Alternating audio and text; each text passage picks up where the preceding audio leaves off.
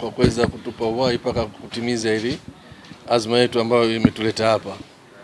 Jingine napenda sana kushukuru uongozi wa Simba Sports Club, maana hii heshima waliotupa ni kubwa sana mno, na hii sio mara ya kwanza. Hii nadhani itakuwa kama mwendelezo wa sisi kusaminiwa kwenye klabu ya Simba.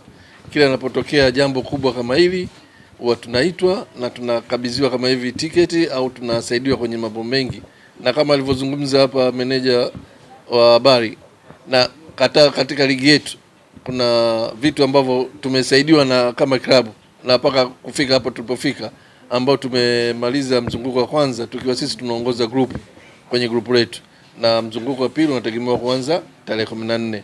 Kwa hiyo tunawashukuru sana uongozi kwa kututhamini, maana bila wao kuna vitu sisi hatuwezi kwenda.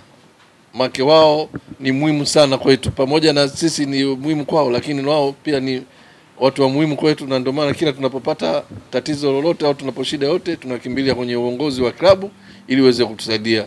Kwa hiyo tunakushukuru sana meneja wa habari kwa kutuwezesha leo hii kuwa na uhakika na sisi kwenda uwanjani kifua mbele kuishangilia timu yetu.